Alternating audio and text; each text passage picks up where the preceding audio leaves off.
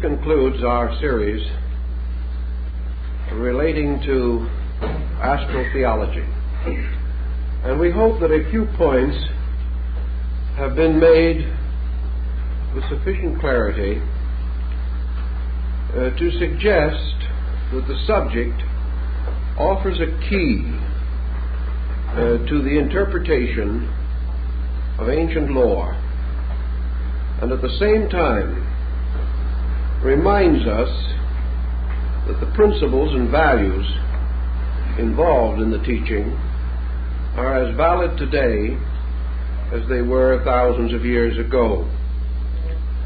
Regardless of the times in which we live, the journey of the human soul remains the most important consideration in the life of the individual, and should be one of the great dynamics of the life of the collective.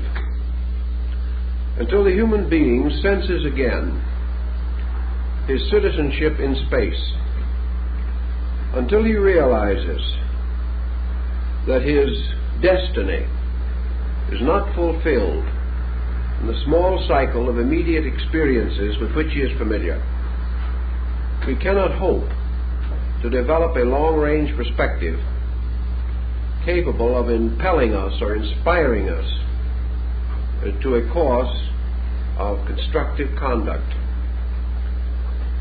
The individual today has lost his kinship with a group of values which ancient man fully appreciated and accepted.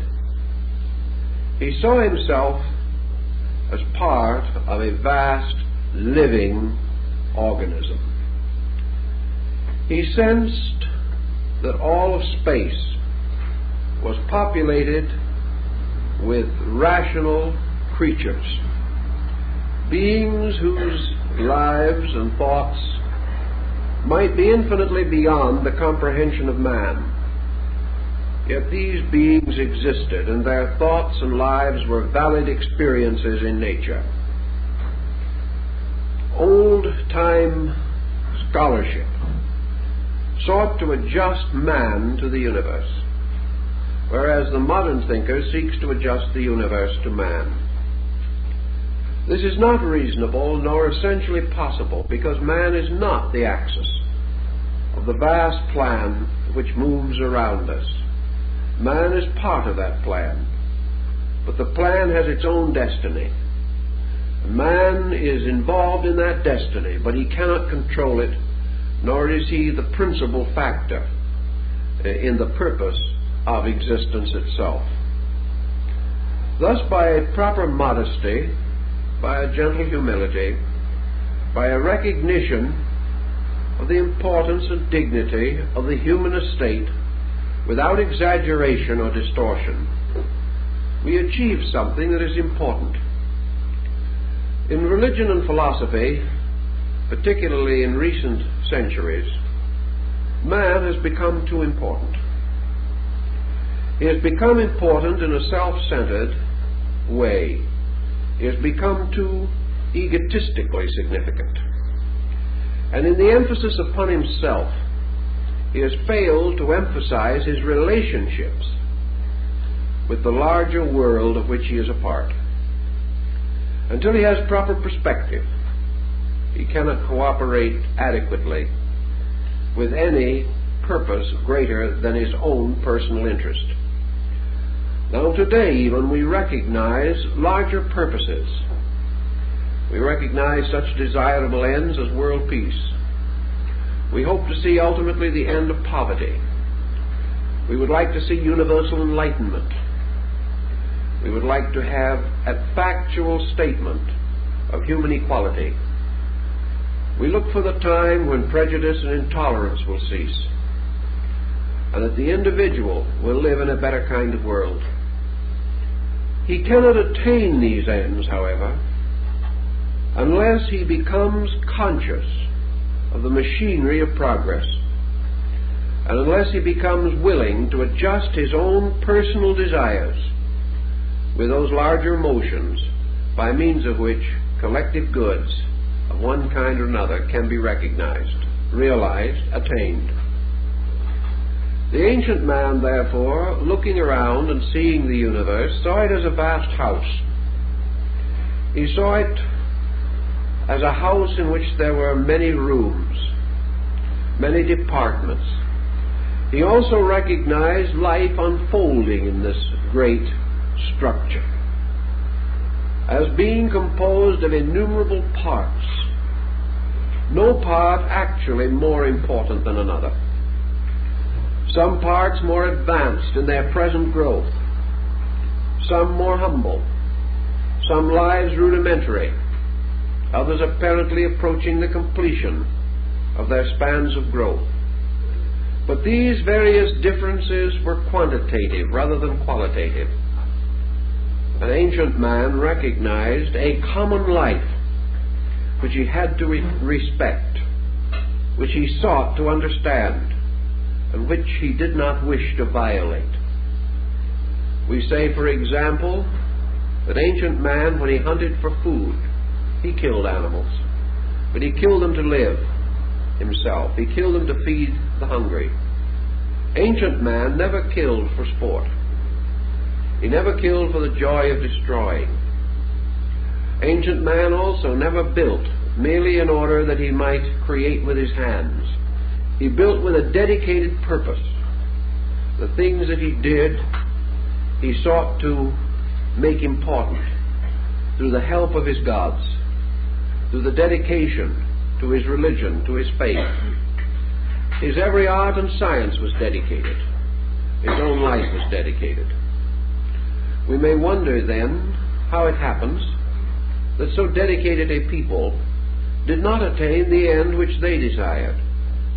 That is, that they were not able, through dedication alone, to achieve the securities that we still seek. One of the reasons, perhaps, why they were unable to succeed totally was that, like all of us, they were in processes of growth. Even today, there is no such a thing as total achievement. An achievement is as of now. But the individual who attains the fullness of today will be deficient in the things of tomorrow. Progress goes on. The individual cannot, from the imperfect level of his own realizations, achieve to ultimates. He must grow and build and restore and repair. He must go on struggling towards the greater goal, which can only come through the greater unfoldment of himself. So our forebears long ago, on the plains of Babylonia or Syria, or in some ancient mountain fastness of northern Asia, looking out upon the universe, experienced first of all kinship. The universe was not strange, it was near. It was not terrible. It was tremendous, but not fear-inspiring. It was vast, but this very vastness challenged man to grow rather than to surround him with fear. And so enlightened peoples began to reach out in friendliness to the stars. They did not populate the firmament with evil beings, but with great good powers. And they sensed these good powers as forever protective and paternal. They sensed these powers as contributing continuously to the well-being of every creature that existed. And by the time Egyptian civilization had arisen, we see this universe in which we live strangely charted, mysteriously organized into planes and levels and spheres and departments. There were worlds within worlds, wheels within wheels, as in the story of Ezekiel's vision. Man saw the universe as a vast structure of evolving life and saw himself moving through this structure. One of the most difficult problems he had to face in his ancient seeking was the fulfillment of his yearning to share with life, to share with the total experience of existence. This perhaps was the beginning of mysticism. Certainly it was the beginning of man's seeking, when man went forth alone into the night to fast and to pray and to meditate, to ask the presence or ask awareness of the powers which he felt were around him and within him. Primitive man did not believe that all his deities were far above the sky. They lived in the earth and in the rocks around him.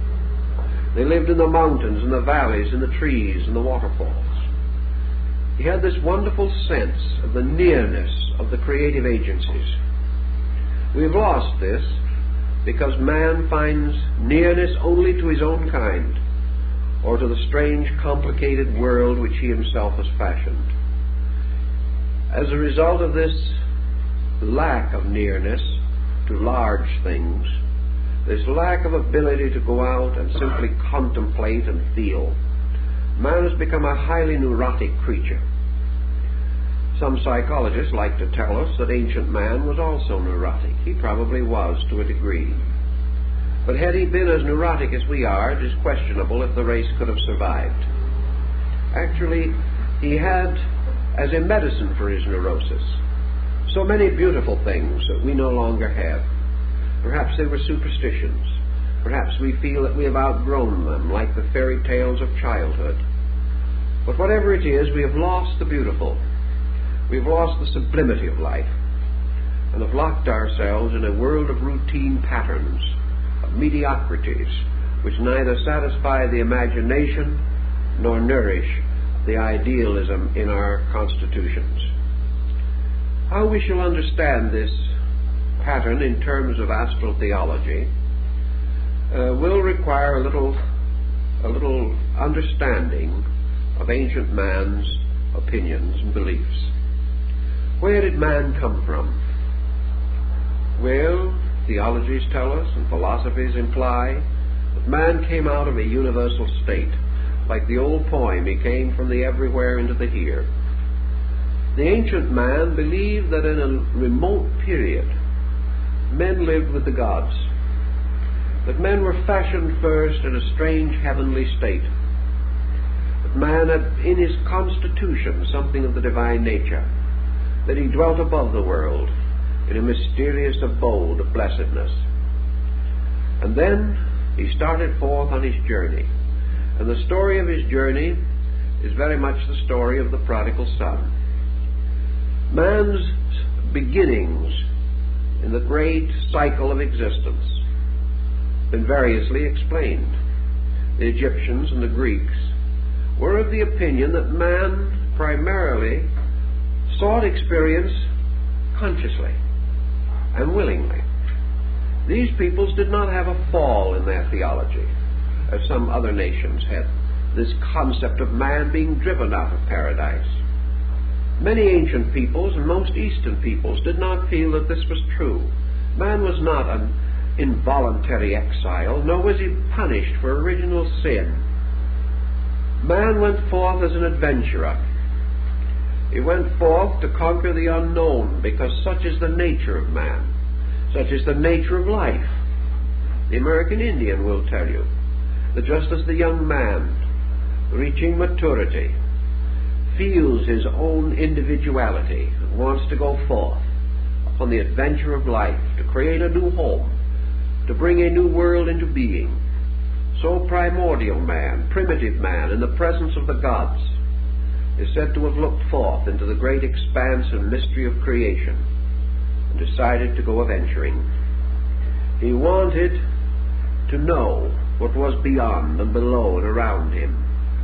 He wanted the victory that comes from effort, from victory over limitation. Here again we have the story of the prodigal son, because there was one son who stayed home, and the son or sons who remained at home, took care of their father's house, were good and obedient children. And yet one went forth as a prodigal and wasted his substance in riotous living. He went down into Egypt, and he passed through great catastrophe and great sorrow. And finally he returned to his father's house, in this case as a penitent, as a repentant one. And the father was so happy at the return of his son that he caused the fatted calf to be slain to form a banquet. And when the other sons said, "Why should the one who has sinned be given all this attention, and we who have been good have had no attention?" the father, in rapturous emotion, exclaimed, "But this son was lost, and he is found again. He has been taken from us, and he has returned to us, and greater is the rejoicing because he has come back." The ancients built on that theme somewhat, with other modifications. They held that there was something more important than being happy forever. And this more important thing was to go forth and learn. And behind man's great cycle of progress and growth was not the arbitrary bolt of lightning or the flaming sword, but man's instinctive and native desire to go forth and learn. We are all learners. We are all seekers. Life is a questing after value. Life is a release into manifestation of potential strength and power. Life is man gradually gaining victory over ignorance and death and darkness. Life is a kind of game, a sublime divine game. And in this spirit, ancient man faced it. He faced it as he faced the day, fully recognizing its hazards and its dangers, but also realizing that every hazard was a potential victory. Every danger was an opportunity to be greater than circumstance.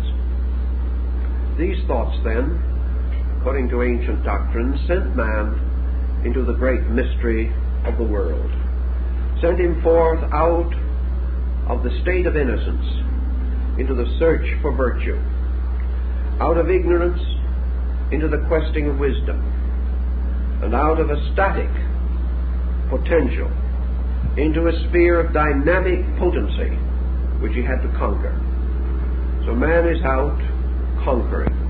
He has gone forth upon the mystery of self-knowing, of understanding, of gaining all the strength in himself. Therefore, according to the Scripture, he will in the fullness of time be greater than the angels, because the angels did not go forth in this great search for self-knowing and self-becoming. But in the old ways, these various steps that were taken were not regarded as we regard them, as stupendous episodes, as great problems to be greatly considered, any more than the growth of the child was a great problem. It was taught that the child was going to grow up and be a child no more. That sometime maturity would take the place of childishness, and all growth and education and preparation were toward maturity, toward self-integration, towards complete personal acceptance of the burden of individual existence. These things were behind the Greek legends and the Hindu and Chinese legends. And so man stepped out of the mystery of the heavens into the strange circles of the spheres. He began to experiment with the problem of life existence in itself. And the first thing he had to do before he could function in any sphere or any world, he had to fashion for himself some kind of a body in that world. He could not move from one state of matter to another, or from one state of energy to another, unless he had an instrument within himself by which he could be attuned and adjusted with the new state into which he was passing. The old philosophies tell us that when man moved downward, out of his original state, he did not cast off his divinity. He simply enclosed it in a lesser condition. He put on new vestments, but the same spiritual being was within them. As man lost his contact with the heaven world, it was not because the God in him died, or that the God in him departed, but rather that it was vestured with a heavier raiment. And this raiment was derived, as the Hermetic axioms tell us, by descending through the various parts of the world. Thus in the Pymander of Hermes, we see the soul coming down through the orbits of the 7 planets, or the 5 planets and the luminaries. And as the soul entered into the state of each of these planetary cycles, the god or the keeper of the planet bestowed something upon the soul. And Saturn bestowed upon the soul prudence and gravity, but it also supplied a kind of veil or vestment which locked the consciousness, the pure spiritual life, within a garment of prudence, within a structure of abstract mind. And this structure was embryonic, it was unborn, it was untried and untested. It wrapped the individual in a potential. And as man descended into the great ring of Saturn, according to the ancients, he received the potential of abstract mind, the power to become prudent. He did not become prudent, he merely gained the power to be. And as he descended beyond this into the sphere of Jupiter, another vestment was added over, as a garment upon an undergarment. And man gained the potential power of being reasonable, the power to rationalize, the power to think things through, to philosophize, to idealize facts, and to gain the actual attribute of judgment.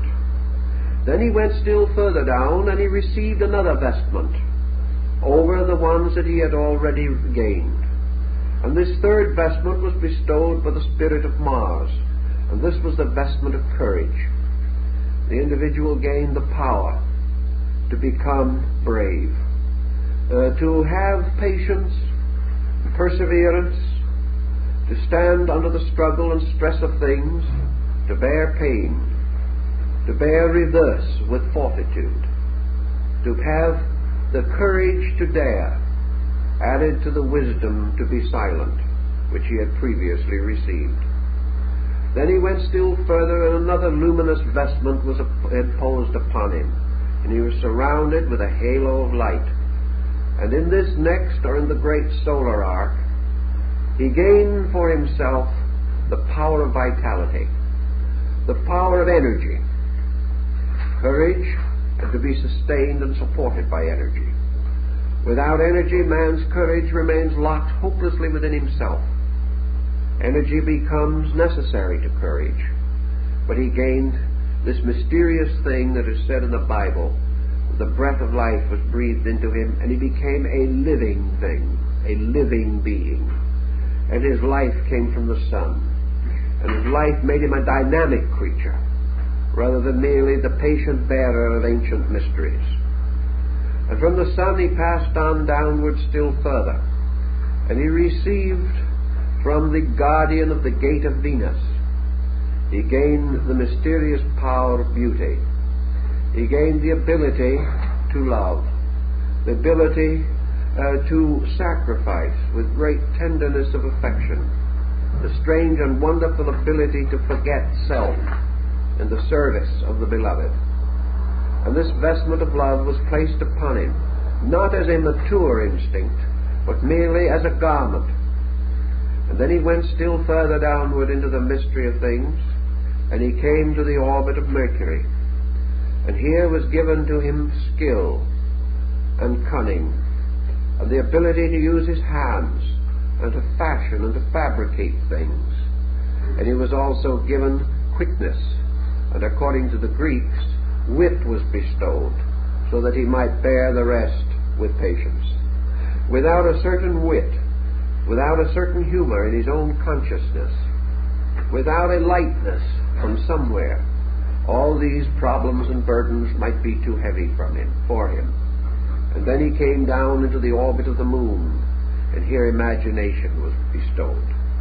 And imagination was the power that was sometime to break all the bounds and boundaries that held him, and to give him freedom and release into a larger life. And thus well covered with 7 raiments, one within another, until he was burdened and loaded and heavy with garments, and was now obscured so that he could no longer function easily, or even be aware of his ancient birthright of freedom and airiness and liberty. He was then, according to the Greeks, caused to fall downward into darkness, into the mystery of the sphere of generation, which is the earth. And here then he was born with the 7 vestments within himself, hidden from all sight, contained within and behind this thing which we call the body. And having entered into the sphere of generation, he became mindful of the gifts that had been given to him. He felt them moving through himself. He did not understand them, but each of these vestments was a power of his soul, a power of consciousness within him, an attribute, an aspect, an adornment given to the soul by the stars, in order that the soul might find its way back home again. And so in birth, man, heavy with the gifts of the gods, which had become a darkness upon him, a burden rather than a release, was carried by the very weight of these divine gifts into the sleep of spiritual death, which we call physical awaking. And then begins the great problem of growth. Each child, growing from infancy to maturity, passes gradually through unfoldments, and these unfoldments are the releasings of the potentials of the soul. One by one, the locked attributes, the vestments given by the gods and planets, begin to become active through the manifestation of the individual. And little by little he comes into possession of the 7 powers of the planets in his daily life. He does not know exactly what these powers are, and most of all, he does not realize that in a strange way these powers are all restrictions upon himself, because his pure consciousness has been continuously restricted, and what we call the gifts of the planets are actually limitations imposed upon us by these conditioned psychic pressures and factors. Thus man, adorned with all these benefits, is really the victim of his own adornment. He is less than he was in the beginning, because he is no longer free to express his natural consciousness. So he goes from the cradle to the grave, and in the course of life he learns to use these various attributes which he possesses on the physical level of life. He gains skill in judgment in some cases, or he becomes prudent, or his courage is sufficient, or his skill is great, or his imagination is strong. His affections may be ardent, and his vitality may blaze forth in the number and multitude of his achievements. But all of these things represent only physical expressions of these attributes.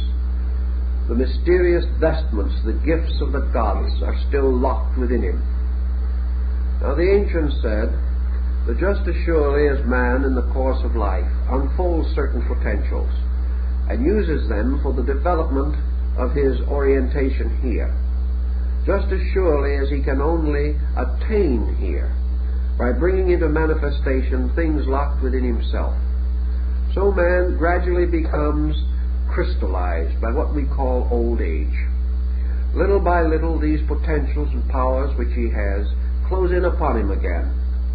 His prudence becomes over-caution and finally fearfulness. His judgment becomes locked by crystallization into intolerance, into opinion, or perhaps is not well enough developed to give him the power to judge righteous judgment. His courage leads him to disaster. He becomes not brave but audacious, and in such allows his ambitions to pervert his principles. His energy he wastes, as the prodigal son did, in riotous living. We waste our energies and then sometime wish we had them. Love leads him to innumerable tangles, disconcerting circumstances.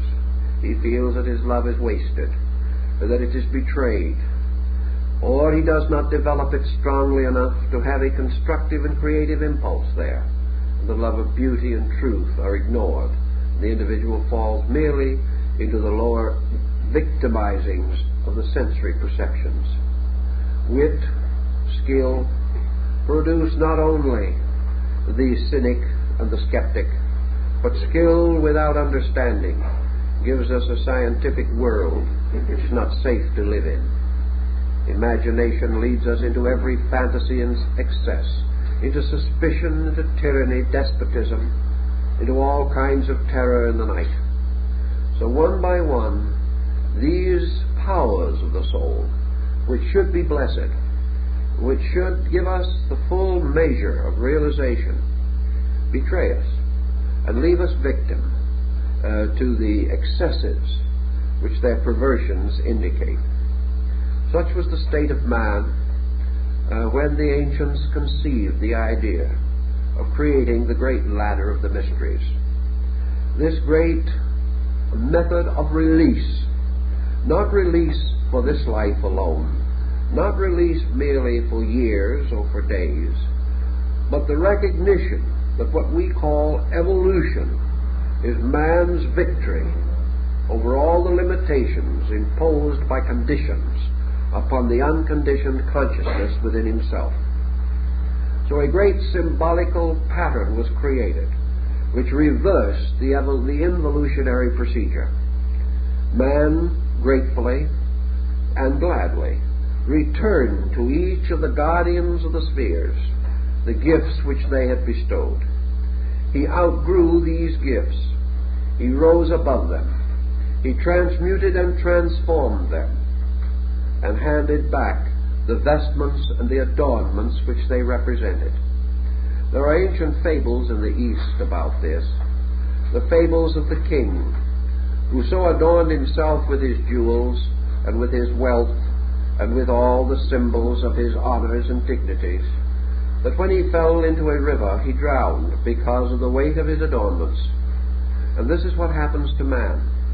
Because of the weight of his adornments, he falls into generation and drowns in matter, becoming what we call a materialist or an unenlightened person. But the rescuing of this was by the long process of outgrowing conditioned existence.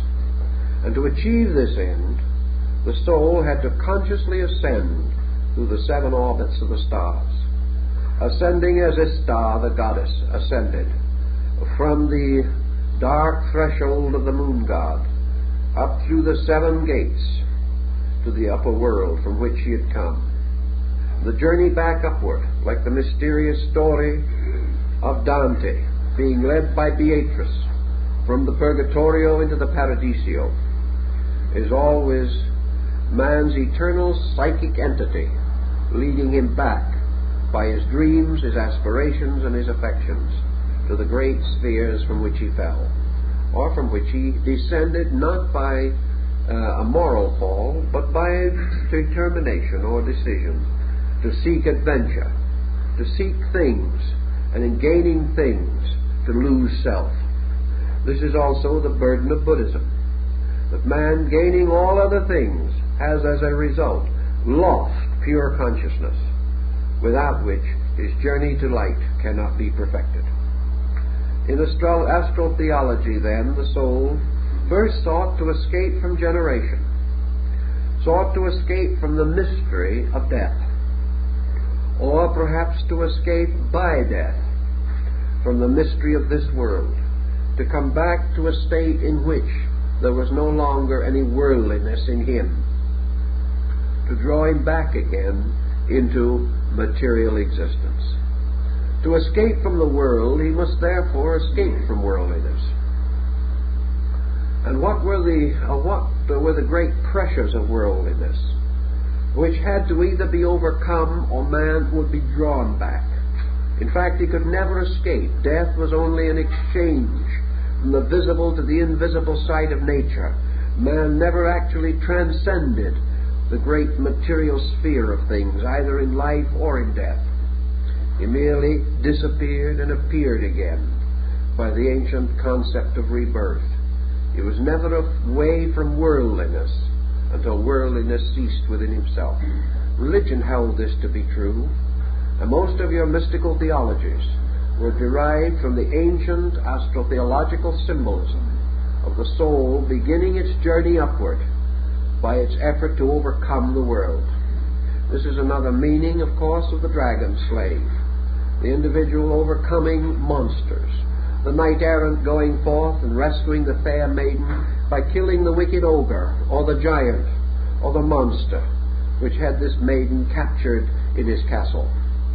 The maiden, of course, is the psychic self, which must be rescued by the determination of the individual to overcome the giant of mortality or of materiality. And there is no way in which we can conquer the world. Perhaps there is a perverse psychology behind all this great belief that man could escape the world by conquering it.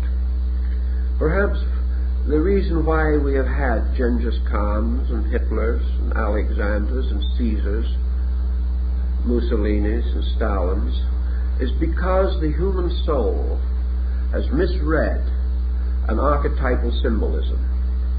Man has sensed that he had to overcome the world, but because perhaps his own enlightenment was not great enough, he thought he could free himself from it by becoming master over it.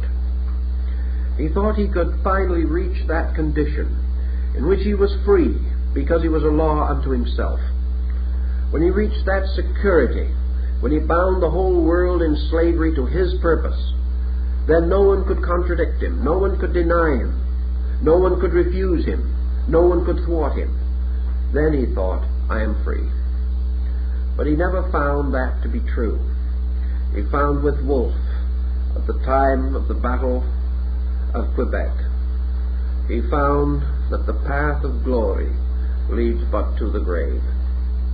He discovered finally that he could not escape the world by conquering it, that he could never reach a condition of security so complete that he was free from the world.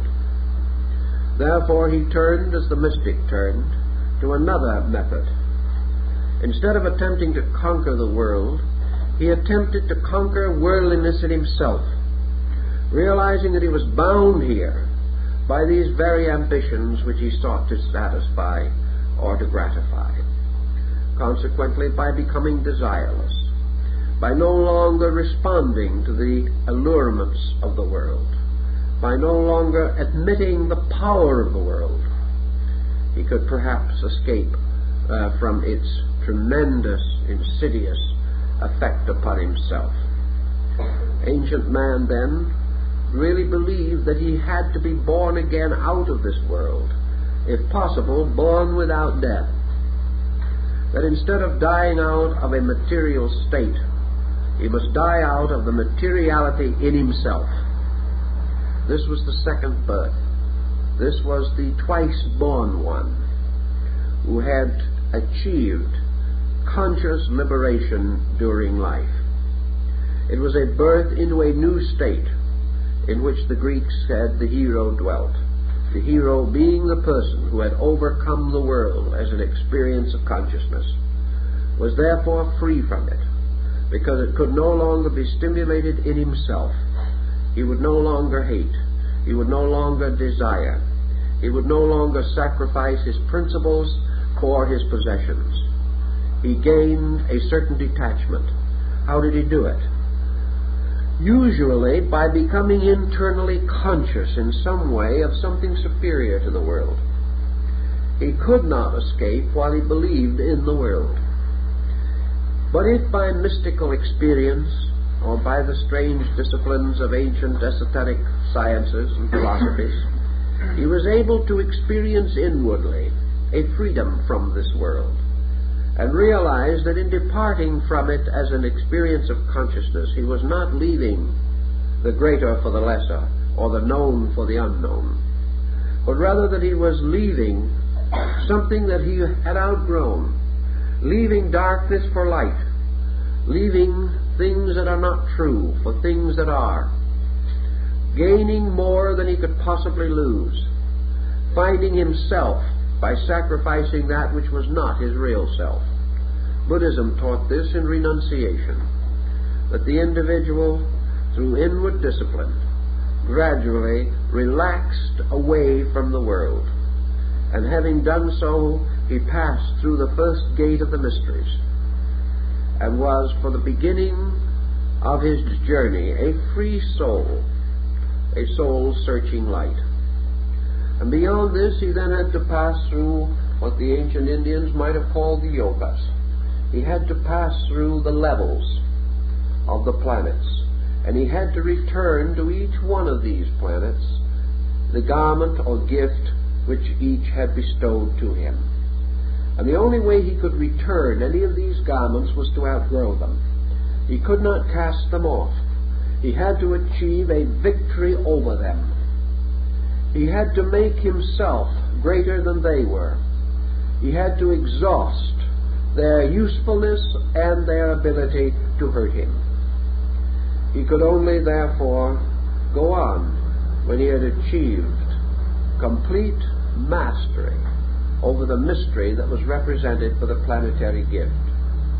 So when he came to the orbit of the moon on his return journey, he had to transform the potential of imagination into the full release from it, the full expression of it. He had used imagination first unwisely, then wisely, and finally he had reached a point where imagination was no longer important, where the individual exchanged his imaginings for the facts which he had discovered for the growth of his own consciousness. Man does not have to imagine the wonders of the world if he understands the world. The world is in fact more wonderful than any dream that he could have. And through true and complete understanding, the distortions, the imageries, and the fantasies of things were no longer vital to him, no longer necessary to give him inspiration or impulse. Let us say, for example, that a person is inspired to do a good deed. He may be inspired by hope, or by faith, or by charity. He may imagine all the wonderful outcome that will follow this good deed, and therefore he is strengthened to do it. But when he is wiser, he will do that good deed without any of these overtones at all, simply because a certain action is lawful, right, proper, necessary, and the only thing conceivable. When he reaches this point, he can return the cloak of imagination to the lunar guardian who keeps it. He no longer needs it. He is not deficient in anything that imagination stands for, but he has released consciousness from imagination and into fact, and the fact is more beautiful, more wonderful, and more true than anything that he could imagine. Then he goes onward to the problem of skill, and to this little humor problem that we described.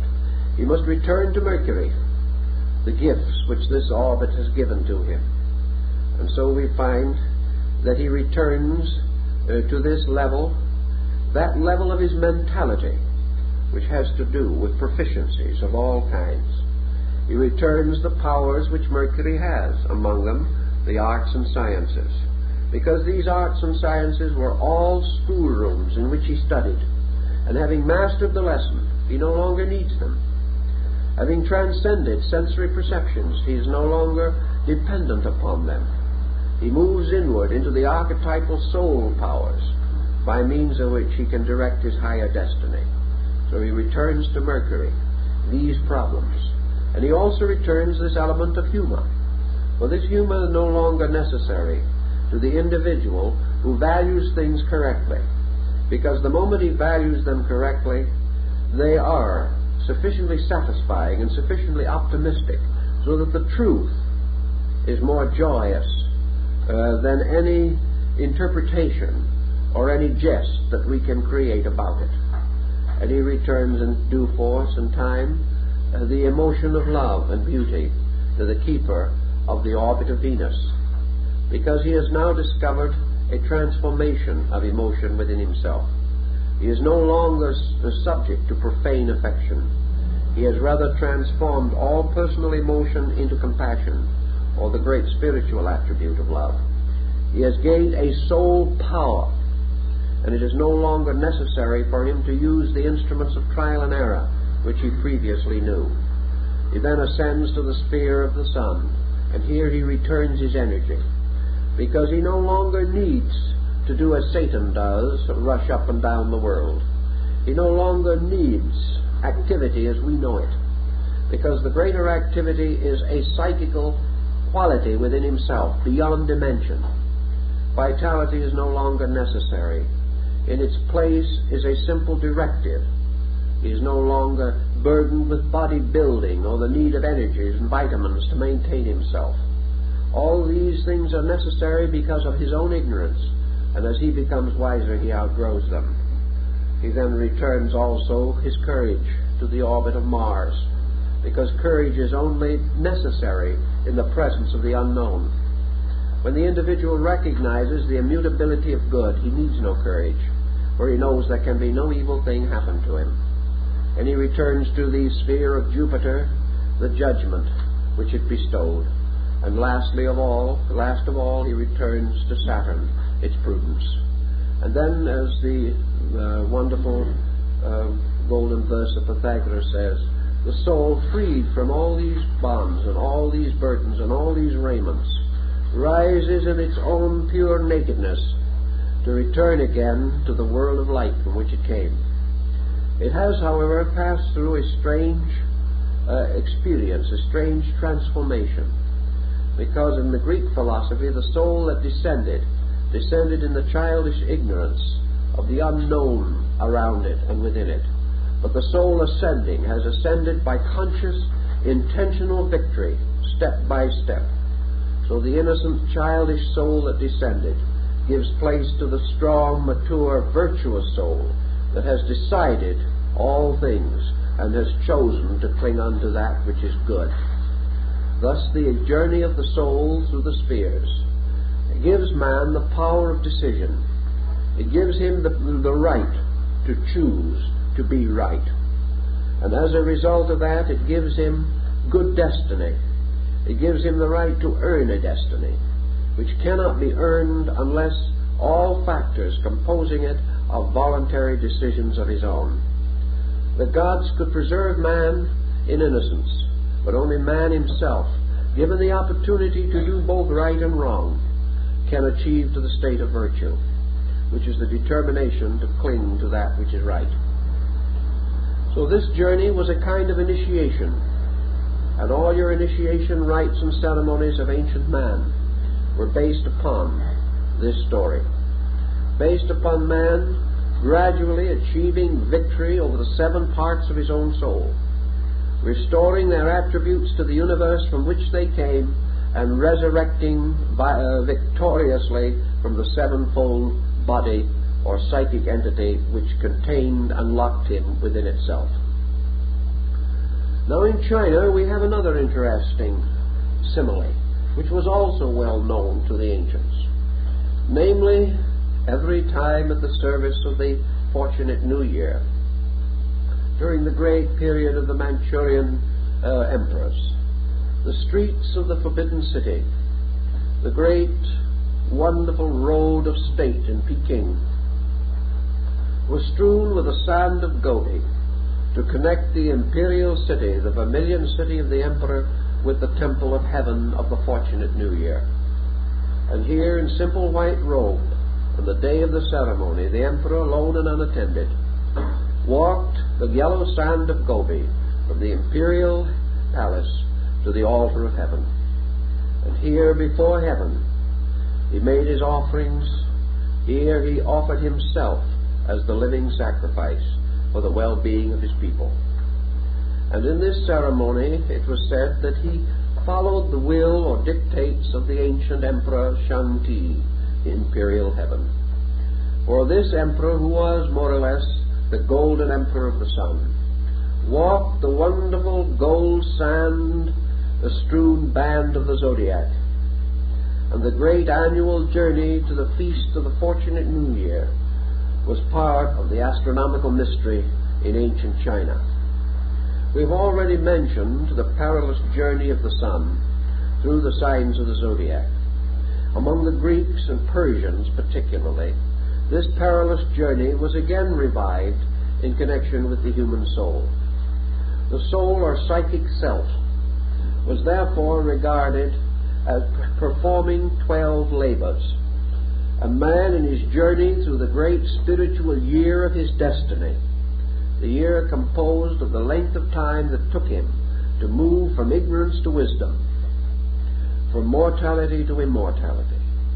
Accomplished this by means of 12 labors, and these were the labors of Hercules, and they were also the mysterious voyages of Simdad the sailor, and they are contained very beautifully concealed, but quite clearly stated in the Odyssey of Homer.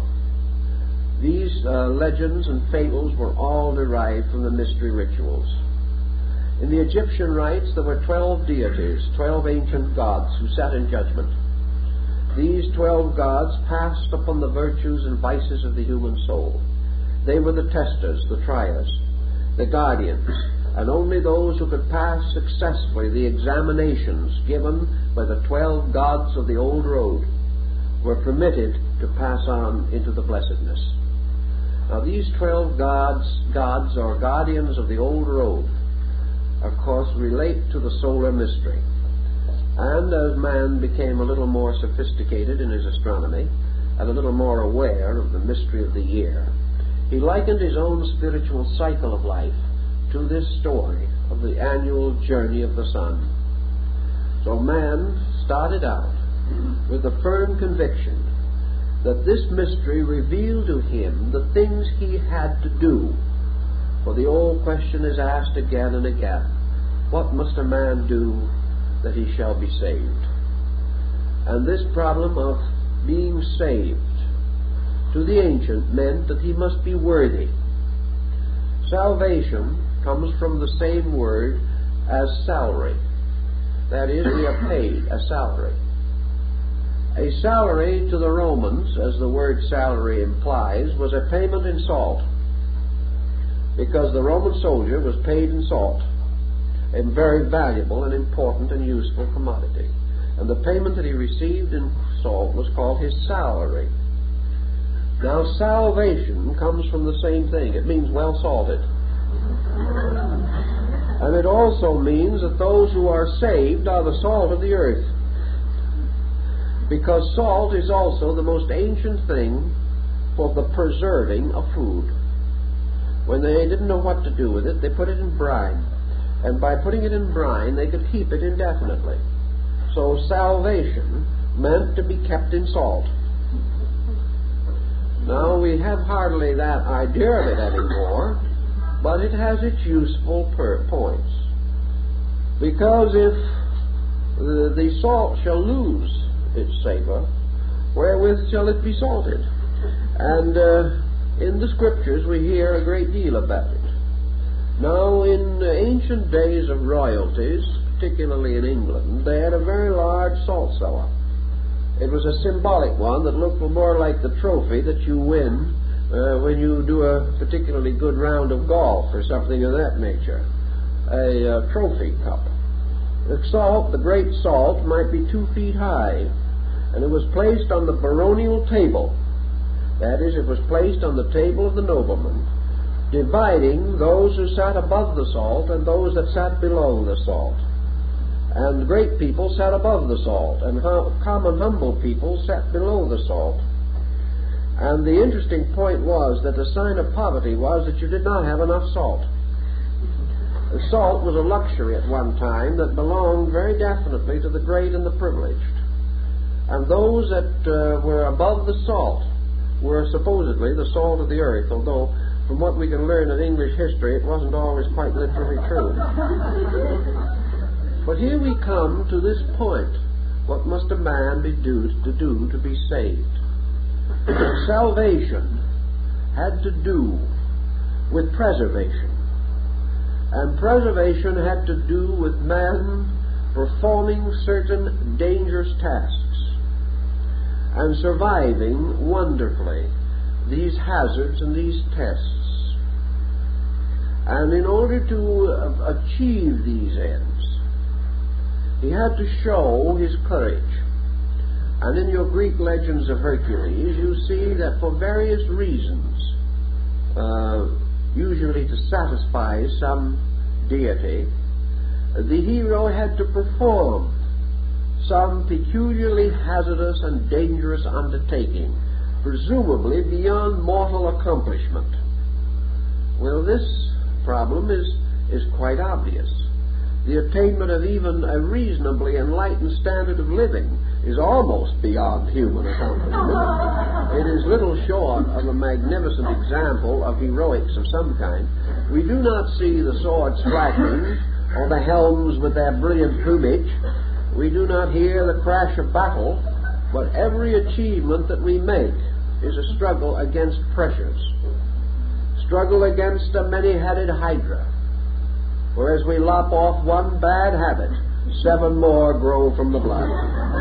Everything we try to do confronts us with mythological situations, just as remarkable and dramatic as those in our ancient fairy lore.